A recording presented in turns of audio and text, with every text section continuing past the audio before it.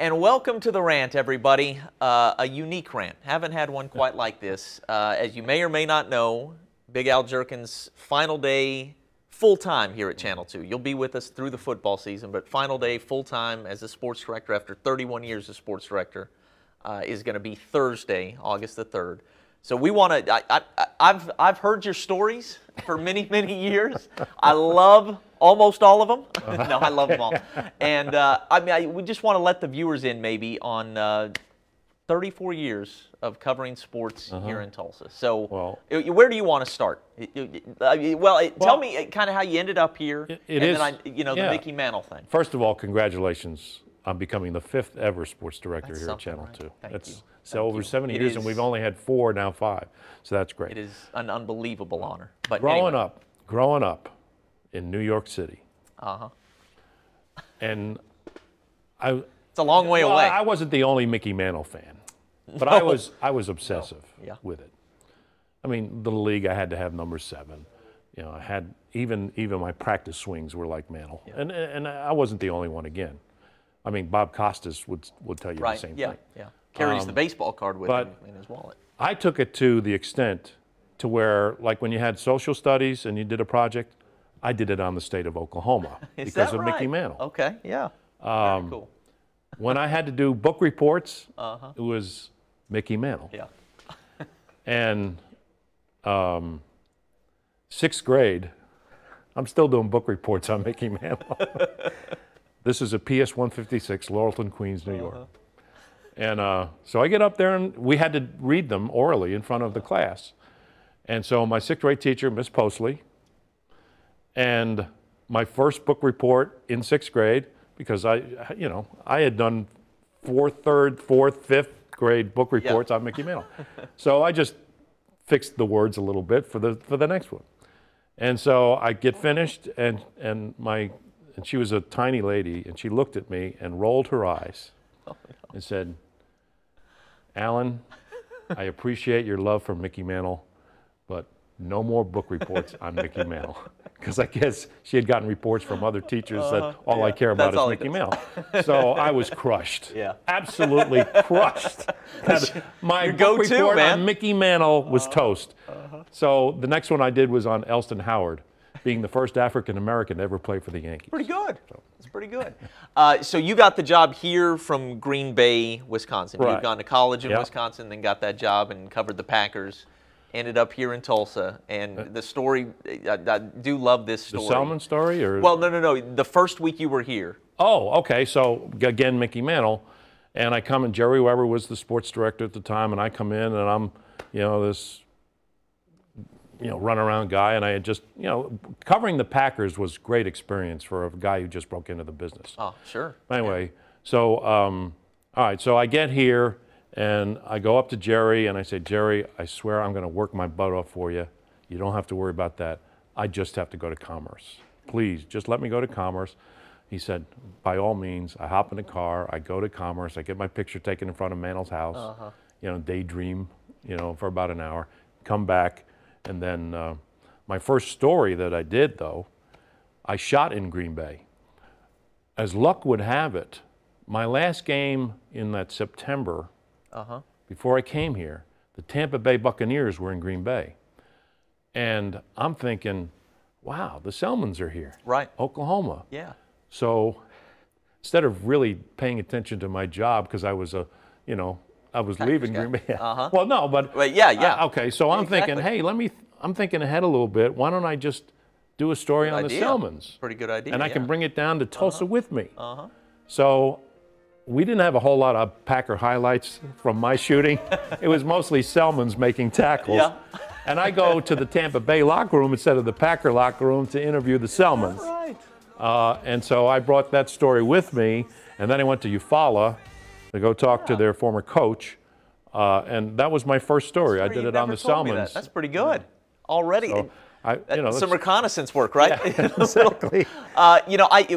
You haven't been a part of this, but I've talked to several people that you worked with through the years, colleagues. We'll say friends and colleagues, and we'll be rolling that out this week.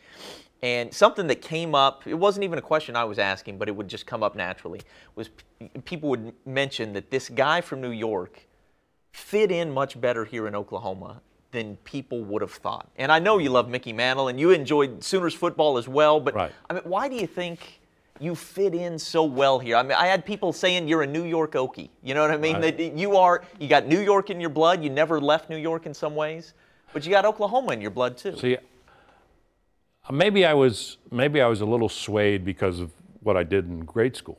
You know? Yeah. But I remember my first day here and driving around Tulsa and said, man, this is pretty good stuff. You know, I'm driving along Riverside, and there was actually water in the river. Yeah. And, you know, it was... That'd be great. But I really don't know how to answer that question, only to say that even though I did grow up sort of privileged with my dad's job, yeah, he made us work pretty hard, you know, for no doubt. the advantages that we had.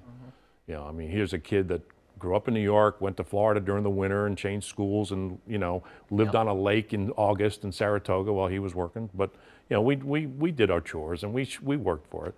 But I just appreciate it, and I think a lot of it had to do with Jerry Weber. Okay. Because if there was ever an Okie, if you made the mold for an Okie, it would be Jerry. Okay. I mean that in a positive way. He was great. He was, you know, he chewed tobacco. He just knew how to tell an Oklahoma story. Gotcha. Yep. Storytellers in this part of the world, right? Right. Yeah, absolutely. And, you know, I'm not going to compare him to Will Rogers, but, you know, it was kind of like that feel. Yeah. And I think I picked it up from him. Yeah. I really do. And I enjoy talking to people. And, you know, I get mad at my own family members sometimes when they, yeah, we'll come out to Tulsa and visit you. We'll go visit the Grand Canyon. I mean, you know, they have no idea where we are. Right, right. And it kind of, yeah, and I let them know it too. Yeah, I said, we live in Tulsa, not Tucson. Okay, we're in Oklahoma. How about taking out a map? You know, look at where we are. We're in the central time zone. We're not in the mountain or the or West Coast. And you know, they think, you know, and then when I tell them how hot it is out here, but that's a dry heat. Are you kidding me? 103 is 103, and it's not That's that right. dry. And it's not that dry. This isn't the desert. We have trees. We have humidity. Yeah, we can get tapped over here. Yeah, so I'll ask that. But, you know, they just, like, you know, 90 degrees of them is, right. You know. And then when I say, well, we'll try to go through 110 someday, it's a dry heat. What's that? So, but I know I got off the subject. No. Well, that's what this is for. I found myself defending Oklahoma. Yep. To all sorts of different nice types of people. Sure. Yeah, there's nothing wrong. In fact, I did that today on the radio show. Did you really? We were talking about Westbrook and why you want to leave, and I say, I'm proving my point because he's on the cover of Sports Illustrated, and Absolutely. he's still. How much bigger a star could he be? Really? All right, and he's doing it in Oklahoma. That's right. Everybody keeps saying, you know, it hinders your marketability. Baloney. No, that's nonsense. Long time ago, maybe. Nonsense. So 79-81, you were here at Channel 2. Right. And TU with Nolan Richardson, those basketball teams were incredibly memorable. I mean, Paul Pressey, still maybe the guy you talk about the most in terms of guys you cover. I mean, if we were to talk about athletes you loved covering, he would be up in the top tier. Oh, no question, because he meant so much to the city. He meant as much, I feel, as much as Nolan Richardson did. Yep. It was just a different atmosphere, Kate. I don't know how to describe it properly. It was the start of something. Only to say, yes, it was a beginning. There was the basket. It was the in thing to do. Yeah. Okay.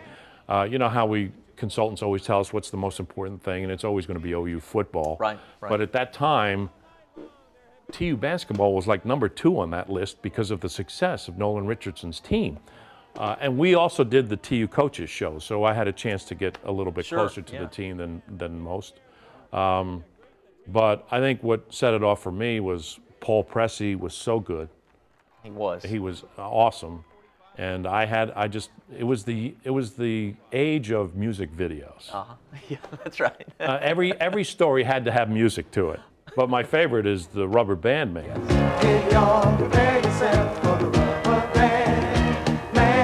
And I just happened to be going to the game, and that song comes on the radio. And I just put 2 and 2 together. You know, this guy is like a. Yeah. So I just they were looking for a feature for Nolan Richardson's coach's show. So I took Paul Presti. We had enough video by then. Yep. You know, I repeated some of his slam dunks or whatever. Some of those but passes. I put this thing, Rubber Band Man, together, and we showed it on the coach's show, and then it got good reviews, I guess, from the coach and everything. Became his nickname. So that, yeah, and that's probably my claim to fame in my whole career here, is that I actually named Paul Presti the Rubber Band Man.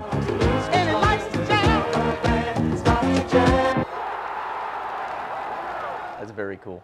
I mentioned to you how I remember being a young reporter in Abilene, Texas, in one of the high school football games, in like 40,000 at Texas Stadium, Abilene High against South Lake Carroll, which was Chase Daniel. I said there was a nervousness, not about doing my job, but I was so excited for the game that stands out. You know what I mean? And you said for you, the game or experience that you went through that stands out as just, I mean, you were probably more excited than maybe you've ever been covering was. You talking about TU's win over Louisville? Yeah. Because again, Jerry was doing the play-by-play for TU at the time, and again, so the game is over. They beat Louisville. They're the defending national champs. Which is cool. And we were wondering whether or not TU really had a good team. They blew everybody else out up to that point. Yep. And so Louisville, for whatever reason, comes to Tulsa to play. This is Denny Crum and his outfit. They had a 2-game scale. They went to Tulsa and then they went to OSU the 2 nights later. Anyway, so TU wins. People are going crazy, and I'm in the editing bay editing the final highlights. Jerry walks in to the newsroom. He sees me. I see him. You know, we just hug each other like we had just won the national championship. I love it. That's how excited we were. I guess, though, the most nervous I get before any sporting event that I cover is OU Texas. Yeah. I don't know what it is about that game. It just, you can't help but get caught up in the euphoria and the anxiety that goes with that. There's nothing else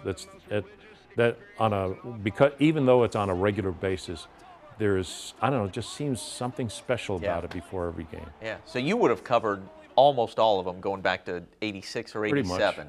Pretty much. Does anything stand out as, I know that when they beat Texas in 2000, that signaled to me watching, New Mexico. But it was such a blowout, though. Right. My favorite game was the Roy Williams play. There's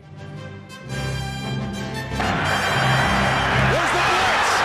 Touchdown, Raymond. Touchdown, Williams got him on the blitz. Coach told me not to jump, but you didn't listen. But OU Texas will never.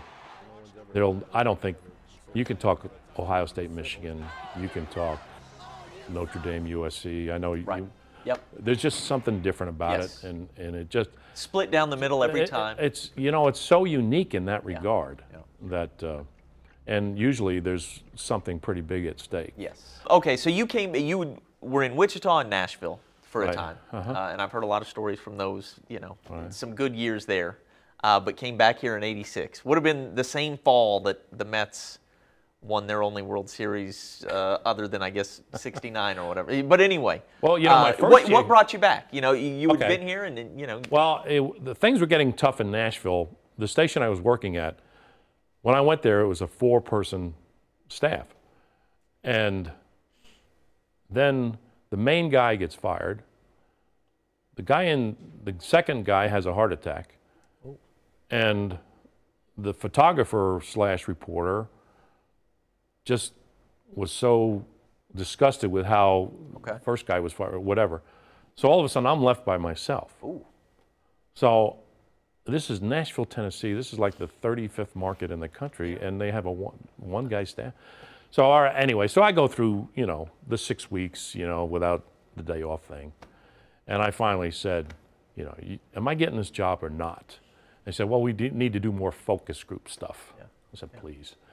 And it just so happens that Jerry and Tom Allen, who was the news director at the time, who I had worked with in Nashville previous, he had left Nashville to come here. He called and asked me because Jerry is going to go to the news and wanted to know if you'd be interested in coming back to be sports guy. And as luck would have it, I was, you know, getting a little kind of upset at the Nashville situation, and I took it like that. Yeah.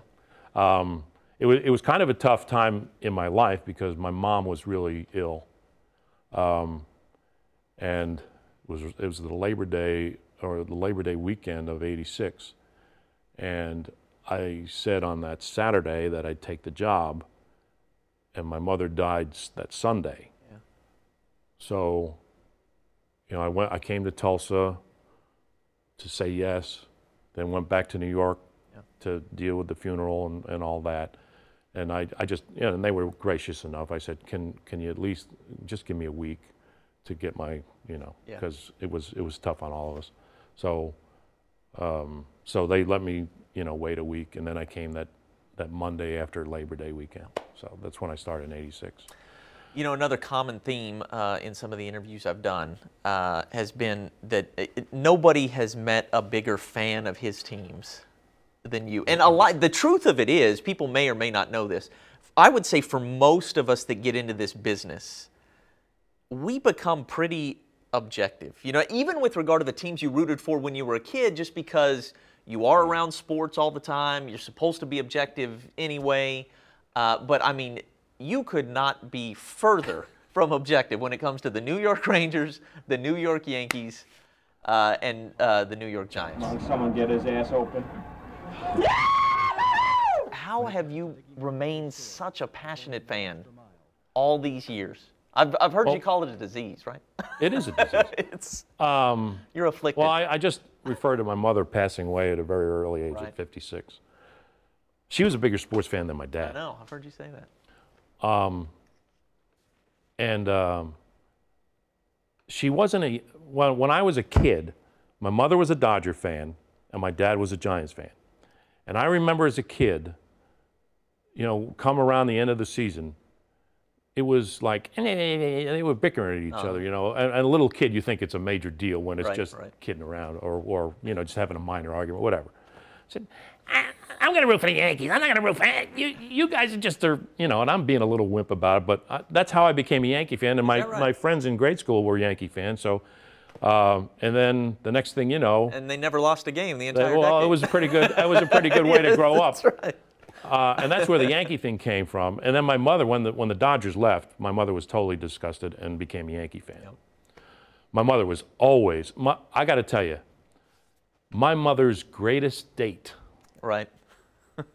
was on a Sunday when my dad would take her to the Giants game on a Sunday afternoon at Yankee Stadium.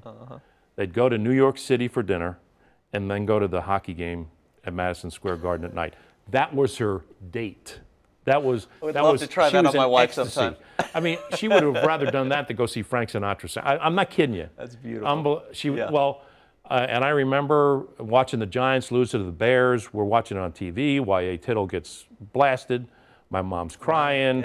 You know, and so that's where my Giant fandom comes from. All right, I know that with. I will say this though, and you've witnessed me watch games. And I probably get more upset about when the Rangers get beat than the others. Well, there's something about the drama in hockey that's just, you know, it's too intense. Right. I mean, my face is like from here to the TV. Exactly. Yeah. Right. Watching.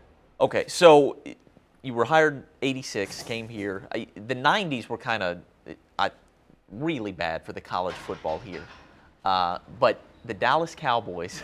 I don't know if you can hear that or not, but I guess we're taking a set apart while we do. But that's all right. But anyway, you kind of jumped on the Dallas Cowboys bandwagon, which that sentence doesn't even make sense if anybody knows you. But no, I jumped on the respect them bandwagon. Yes, exactly. I never became a Cowboy fan. Exactly. But I mean, you were the only guy from here in Tulsa to go to the Super Bowl the first year they went. And you went to the NFC Championship game 2 weeks prior when nobody thought they'd beat the 49ers. So how did you end up getting to make that decision and have a news director sign off? I mean, how hard would it be for us to go to San Francisco to cover a Dallas Cowboys Conference Championship game these days? To this day, I still can't believe that JT, our photographer at the time, still talks to me. Because it was hard work. It really was. JT's the best, by the way. I just got this sense, since our college teams all stunk. Yes. So let's do the Cowboys. Why not? What does it hurt? You got Aikman, you got Jimmy Johnson, you got later Tony Casillas. You had an Oklahoma feel to this Cowboy team. Yeah. I said, why not? Let's go to a couple of home games and see what happens. And we'd go down to the Cowboy games every Sunday. We'd have to take all our editing equipment because we had different editing than most of everybody else. Yeah.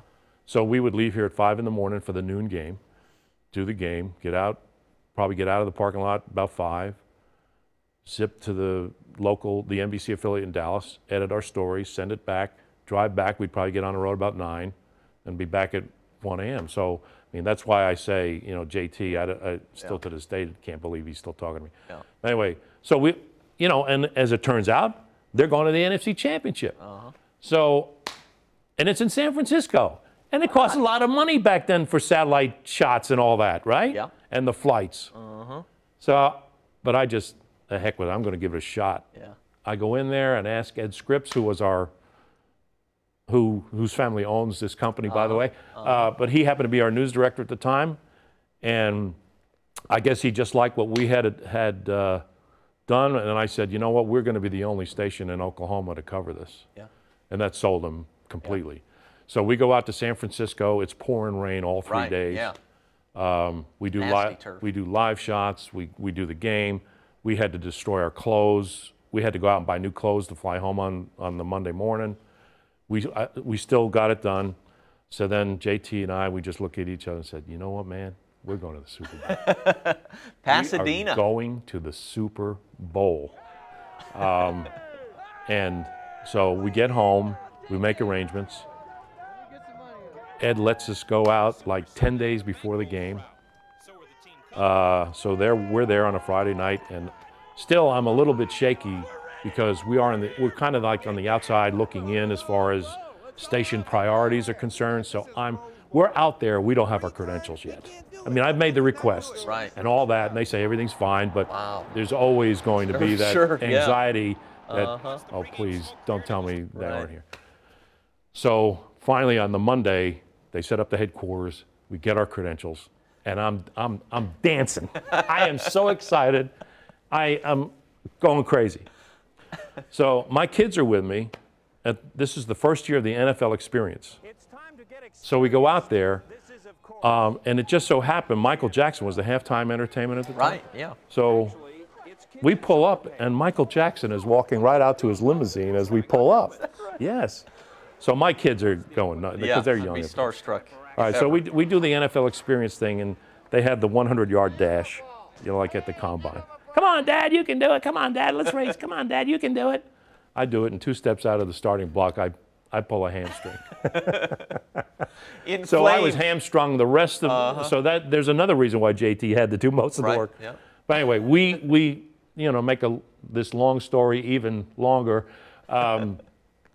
We were the only ones that had passes, sideline passes to the Super Bowl. Dallas goes on and wins it. We get Troy Aikman. The whole. It was just. Very cool. It was It was a dream year. Yeah. It was great. They won it the next year, and then 2 years later as well. I skipped over Barry Sanders. That'd probably be a good place. So Heisman winner in '88. Who are some of just the very best you've covered? I mean, and now we can throw in Kevin Durant and Russell Westbrook. I mean, it's kind of amazing in these 31 years. I have always maintained. How many you've seen? Now, Barry Sanders from Wichita, so he doesn't fall into this category, but still, just think of who we got to cover. It's unbelievable. Adrian Peterson and Barry Sanders, Thurman Thomas. I mean, just running backs. Well, Billy Sims for crying out loud. Billy Sims. That's when I first came here. Yeah, it's unreal. It really is. Even the athletes from Tulsa. Sure. And it kind of goes in streaks. Like a couple of years, we'll get a lot of baseball players in the. Yeah, right now we got a ton of guys in the bigs. We've got 4 starters. That's right. Yeah. But in the 90s, the NBA was unbelievable. Can you imagine? I mean, just think about it. Our viewing area, and if you wanted to extend it to Enid, we had 15 players from Oklahoma in the NBA. That is unbelievable. Man. And most of them were from Tulsa. The Mayberries, the Starks, the Tisdales, Dumas. McDaniels, Dumas, Bowie, Big Country. It's an unbelievable run. Pritchard, Kevin Pritchard, The Price brothers were in the NBA. I mean, Mark Price was first team All-NBA a couple of times. Just think. Quality. So I've always felt lucky that we get to do sports in this area because we get to do a lot of stuff with a lot of great athletes. Yep. You go out to a high school game and they may not look like it at the time, but you're thinking, hey, on down the road, Yep. Bundy and Bradley get That was drafted on the fun. same day. Yeah, that was very cool. In They the party first together. round. Yeah, first 7 picks. Right. Yeah, that was cool. Those kind of you just don't forget those things. Sure. John Starks was, packing groceries.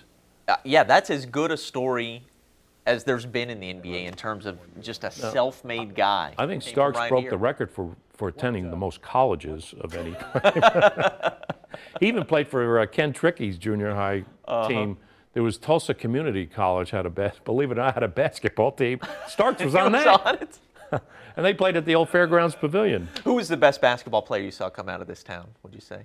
I would come out, that was Yeah, not what he went on to do, but when you saw him up close Richard and personal. Dumas. Is going that away, right? Yes. Even with Wayman Tisdale in the picture. Yeah. Now, obviously, Wayman. Dr. J with the jump shot is what Charles Barkley called Richard Dumas. Richard Dumas made a play with Jamal West in high school that I will remember to the day I die. Yeah. It was, Booker T had great athletes, as we all know, they always have. Still do. Jamal West saved an errant ball from going out of bounds, while he's up in the air, he made an incredible pass to Dumas, and Dumas just slammed it home with authority, as Albert would say. To this day, that highlight sticks in my brain more than any other. That's cool. It was really, but I always thought, Richard Dumas signed a $90 million contract after his problems with the Phoenix Suns. Yeah. He was that talented. He was that talented. Thinking along the lines of high school athletics and then high school football, so we've had the Jinx Union thing, which is uniquely special. There's probably not a rivalry like it maybe anywhere in high school football.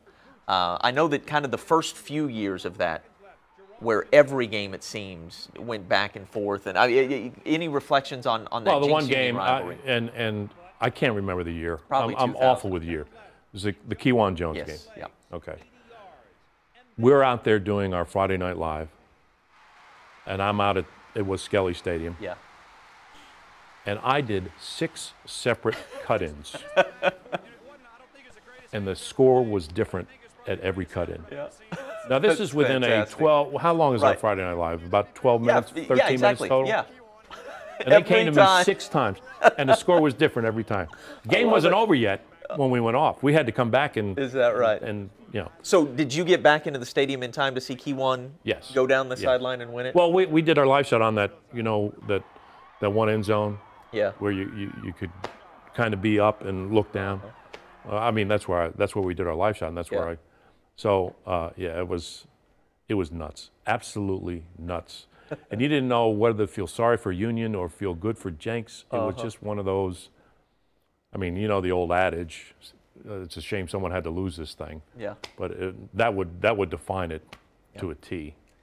You've gotten to cover some characters. Barry Switzer, Pat Jones is a character. Right. You've worked with Brian Bosworth, and then Mike Gundy is not.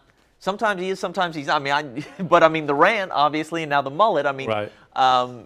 Any reflections on some of these guys you got to cover that have been really interesting? I tell this story, and people still don't believe it. He survived the attacks on his job. And Chris Lincoln will back me up on this. We had our Switzer was so loose. That's why A great coach, we know And that. cigarettes on the sideline. Smoking cigarettes, eating hot dogs, whatever. We had our post game done before the game was over sometimes. Your Like if they had interviews. hung a half 100 on him, we would be interviewing J.C. Watts in the middle of the fourth quarter. He'd already have his stuff off. That's beautiful. Billy Sims we had in the can. Beautiful. It was unbelievable. The only post we didn't get done before the game was over was Switzer. Yeah. And then we got him walking off Right the on. field. It was beautiful. Oh. Can you imagine Those are glory days right even there. contemplating something like that right now? No. Really? No. No, it is coming off Bob was- Stoops. I know Lincoln Riley, I think, will be maybe a little more related, probably not much, but No, I can't fathom it. I mean, that is a different. That might as well be 100 years ago. You talk about no cooling off period. This was anti-cooling off period. This was negative cool off period. But I'm telling you, it was true. Yeah. We had, and you know, they were signing autographs during the game. They were eating hot dogs. It was, I've never seen as loose a ship as that. Yeah. Ever. Well, we've wandered to and fro, and I've enjoyed it. Hopefully, there are some people out there who will as well. How about some of the people you've worked with? I know JT, who is still here, and he's been here every year since you were here in '86 for sure. Actually, JT started when I started in '79. Is that wow? And he's been here longer than I have, you know, through all the years, because we've been through a few news directors since then. Sure. Yeah, you know how many, right? You used to 16. keep track. There you go. And You've JT's had outlasted 17. 16 news directors. Some didn't like me. Most got along with me. You know, it's The thing you always say about JT, you didn't even have to tell him what you wanted or what to get. Oh my goodness. Right. It was like, and it wasn't even an eye contact thing. It was just a feel thing. Yeah. I remember we went out to Henrietta because we were doing a story on the two most famous Cowboys, Troy Aikman and Jim Shoulders. So we meet up with Jim on his ranch, and he was tough to like get in an interview setting because he was always busy. Well, he hops on his horse right next to the railing, and I'm up on the rail, and JT sees all this going on, and Shoulders and I start a conversation, and JT sees what's going on and tapes all of it as if it's an interview. Yeah. And that was our interview. Yeah. It was a Nat Sound thing with him sitting on his horse and us just discussing. Yeah. You know, I've only had about 12 broken backs and 2 broken arms, and I got a plate in my head and all. But He was other than that, I'll disarmed do because it wasn't a Right. exactly. But Good other stuff. than that, I'm in good shape. Yeah. You know, that kind of stuff. And Same it was, thing with the Bryant Reeves story. The right. opening. You saw the Love that. Let me try to set the scenario for you. Yeah. We're in Gans, Oklahoma, population 22 maybe. Right. But they have a post office. So we're on Gans's I guess it's their main street. And he's getting a wide shot of the post office. And it's from the ground looking up. And this resident of Gans walks out of the post office, and she sees me standing up and JT on his knees with the camera. And she says, Are you interviewing Gans on account of Bryant Reeves? Yes, ma'am. I figured that. Do you know Brian at all? Oh, well, Lynn, I've known him all his life. was that not perfect for him that he got that? No, that's. Nah, yeah. you here in Gans on account of Bryant Reeves? Yeah. Yes, ma'am. That's why we're here. You know Bryant? Known him all his life. Just kept on moseying on down the road. Well, I probably speak for just about everybody you've worked for. I couldn't even name them all, but you know, Keith Isbell, Laura Reese, Marler, Jason Shackelford, all of them. Everybody that we've talked to, you know, doing interviews said, I mean, you are fantastic to work for as a boss, and gave people in no way a taskmaster. You know, wanted people to work hard. You worked hard, and you know, I think just expected people maybe to follow that. But Well, I appreciate you saying that. It's a fun life, right? I mean, as you reflect on how can 42 years in the biz or whatever, and 34 here in Tulsa. I mean, you've in some ways never had to grow up. You know, No. you know what I mean? I still haven't grown up. I just bought an Aaron Judge home run derby jersey. I'm 65 years old. Yeah. And I order an Aaron Judge, and I wore it to the radio the other day. But you know, I'm still a kid. My wife just shakes her head and that's my hobby. I can't explain it. I'm just a sports geek. Yeah. I root for my teams. Well, you've had to endure some of it. And I think that goes to the heart of what people who have watched for years probably sensed, and is absolutely the truth, that you're passionate, not just about your teams, Yankees, Rangers, but I mean, you've been passionate about Oklahoma sports and the job, you know, and people sense that. And I think, this is probably the best way that I had in mind, because I still don't know how to end this thing that we're doing right now. But what I would convey. I know the news starting in about 10 minutes. Yeah, that's right. What I would convey is that you are the genuine article. You know what I mean? Because Big Al Jerkins, everybody in this town knows that name, you know, and has for a long time. And very often, I've worked with a lot of them, I won't name names. The people that you see on the screen, that's really not who they are behind the scenes. And you are absolutely behind the scenes everywhere, the genuine article, the Thanks the same so much guy. for saying that. You've done this thing well, and congratulations on just 34 years here at Channel 2. You know, we couldn't possibly thank you enough. Well, thanks, man. I appreciate it. You know, obviously there have been moments, but you know, overall it's been terrific. And like I said, everybody that I've worked with has always accepted me as their friend. You know, and trust me, it's vice versa. Yep. You know, a lot of people say, you know, friends can't work together, and I don't believe that. No. I never believed that. No. You know, a little Will Rogers in you. I don't know if you've never met a man you didn't like, but you've mostly liked him through the years. Well, I don't like many Boston Red Sox. Yeah, that's right. That's right. And I actually agree with you. I think that's maybe part of why we get along. That accent bothers me. I don't know how you want to wrap it up, but I want to give you the final word at least on this rant. I'm so bad at that. In fact, I'm already, you know, on my last show, I've already conned my grandkids into saying goodbye for me. Yeah. I hope it works. In fact, they asked me, do you think you may want to tape it? I said, no, I don't want to. No, she's 9, she's 13. They know how to read. You know, they'll be fine. They'll get it. They're hams. And, you know, I've promised them something that, you know, I've bribed them. So good. I'm hoping it works. You're going to be here to witness it. I think with kids, yeah. I know. I can't vouch for my 4-year-old grandson. Uh-huh.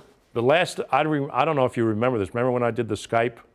Yes. From California? Yeah. It was a Sunday night. Yeah. And it kind of went goofy at the end, right? It kind of went out of signal. Right, yes. But anyway, it's a good thing you didn't see it, because I introduced my granddaughter, who I have given credit for having Russell Westbrook stay, because she was at the Russell Westbrook basketball camp the week before he said he's staying. Uh-huh.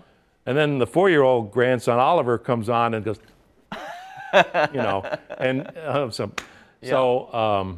but I said, oh my goodness, this must be really good. And then my son, who was watching it on the app, said, well, it kind of cut out right before that. So.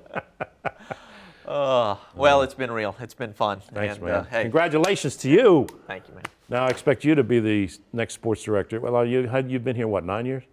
Yeah, 9 years. 9 years, so. Be here for 34 more. The 5th more. sports director in KJRH/KVOO/K2. Taking this thing to 2050. There you go, buddy. All right. You think television will still be around by then? Oh, man. I'm afraid to answer. Who the heck knows? Who the heck knows what's coming once Netflix and all that stuff is, you know what I mean? Something else. I guess to close, you know, when I open up and I say hello, my friends, I mean it. I really do, because heck, the folks who have been loyal to this station and been loyal to our sportscasts, I can't tell you enough how much we appreciate that, and you've made my life great. I don't know how else to explain it. It's been a sensational ride, and he's going to do a terrific job to keep it going. You know, if you see me, just say hi. Yeah, please come back. So give me a high five or something. All right. All right, and go Yankees. Goodbye, my friends. Yeah. All right. Thanks, boss. All right, thank you.